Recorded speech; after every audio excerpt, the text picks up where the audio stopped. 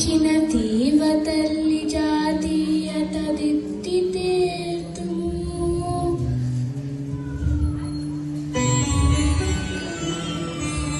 తదీయ కరములలోన స్వేచ్ఛమై ఊయలలూగుచున్ మురియుచుందము ఆయువు తీరినంతనే